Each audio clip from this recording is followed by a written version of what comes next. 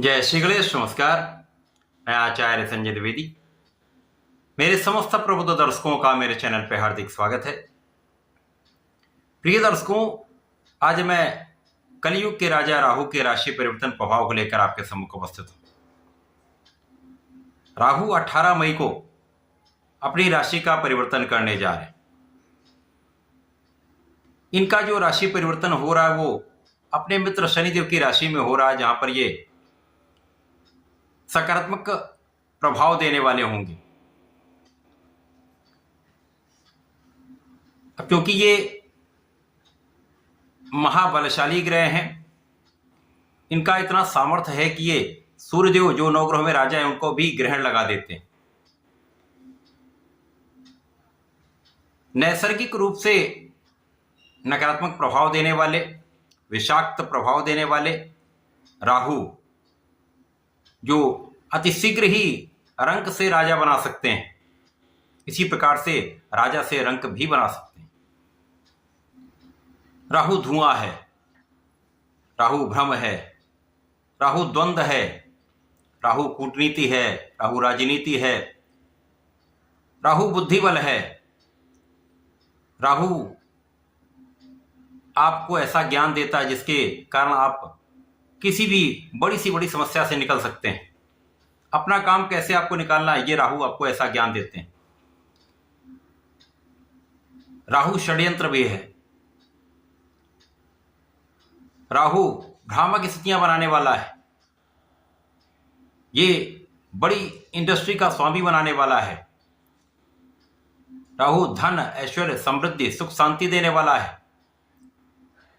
यदि आपकी कुंडली में अच्छी अवस्था में तो आपको धार्मिक भी बनाते हैं तथा अभिनय के कारक, कला क्षेत्र में जिसका अत्यंत प्रभाव होता है, इसके कारक भी राहु हैं।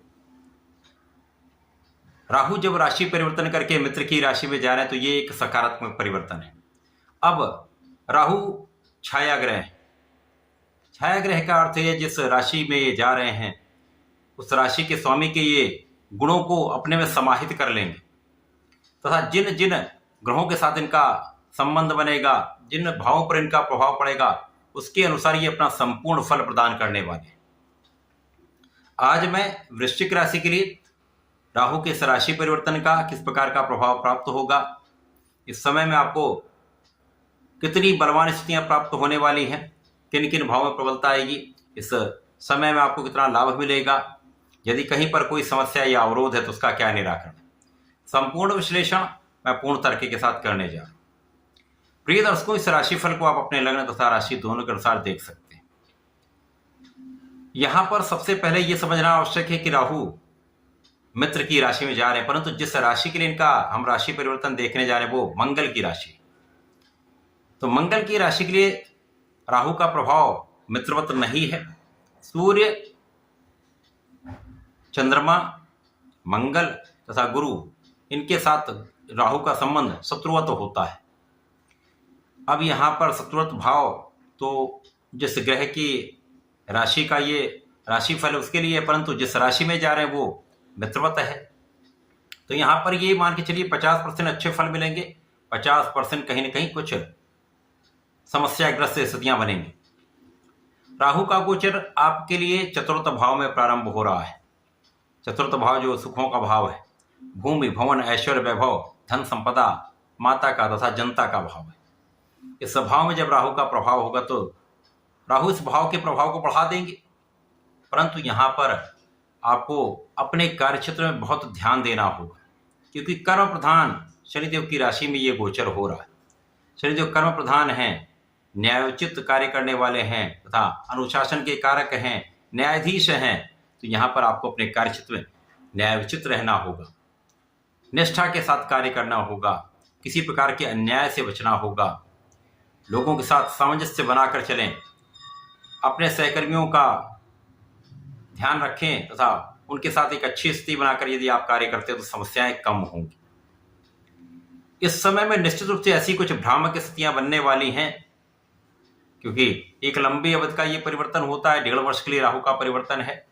1.5 वर्ष में राहु आपके चतुर्थ भाव में होकर कुछ समस्याएं तो अवश्य देंगे।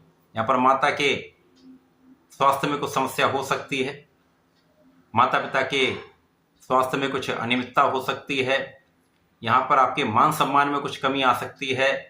यश बढ़ेगा, अपयश का भी योग बनेगा। लोगों के मन में आपके लिए कुछ संशय बन सकता है, आपके मन में भी लोगों के लिए कुछ संशय आ सकता है।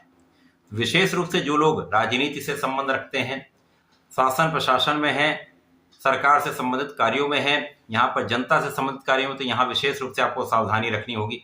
अपने चरित्र पर ध्यान रखें, अपने वक्तव्यों पर ध्यान रखें। ऐसा कोई कार्य ना करें जहां पर आपके लिए कुछ नकारात्मक स्थितियां बन पाएं। प्रयास ऐसा करें कि आपकी जो छवि अच्छी है, अच्छी बनी रहे।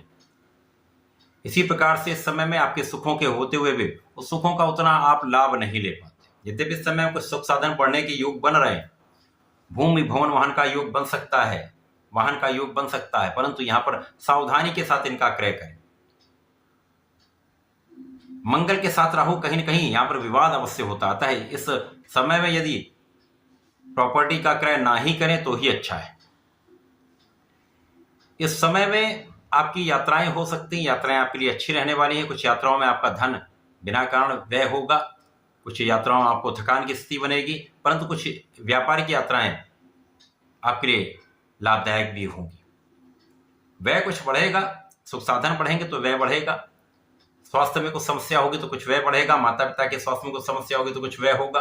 तो यहाँ पर आय व्यय का संतुलन हो रहा, परंतु बिना कारण व्यय से बचने का प्रयास करें, क्योंकि यहाँ पर राहु का प्रभाव निश्चित रूप से आपके स्वास्थ्य में भी कुछ ना कुछ यहाँ पर अवरोध डालने का कार्य करेंगे।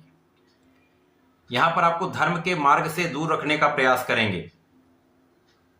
आपके ज्ञान को तो बढ़ा रहे हैं, परंतु यहाँ पर बिना कारण के विषयों में आपका समय व्यर्थ होने वाला है। तो अपने स्वास्थ्य का ध्यान रखें, अपने खाने पीने का ध्यान रखें। विशेष रूप से इस समय व्यसनों का त्याग कर देना चाहिए। धूम्रपान, मदिरापान या जो भी अखाद्य चीजें उनको खाने से बचेंगे तो इस समय का विशेष लाभ आप ले पाएंगे। शनिदेव की राशि में शनिदेव इन सबसे बहुत दूरी रखते हैं, अनुशासन के कारक है। तो यदि इन व्यसनों में आप हैं तो तत्काल इसको त्याग दें। इस समय का लाभ लेने के लिए आपको नियमित रूप से भगवान संकट मोचन की शरण में रहना चाहिए। हनुमानाष्टक, हनुमान चालीसा का नित्य पाठ करना चाहिए। प्रत्येक शनिवार को और मंगलवार को संकल्प लेकर बजरंग बाण का पाठ करेंगे तो समस्याएं कम होंगी, लाभ की स्थिति प्रबल होगी तथा आपके स्वास्थ्य का कष्टों का निवारण यहाँ पर होने वाला है। तो ऐसा करके समय का उपयोग करके लाभ ले सकते हैं। धन्यवाद, नमस्कार।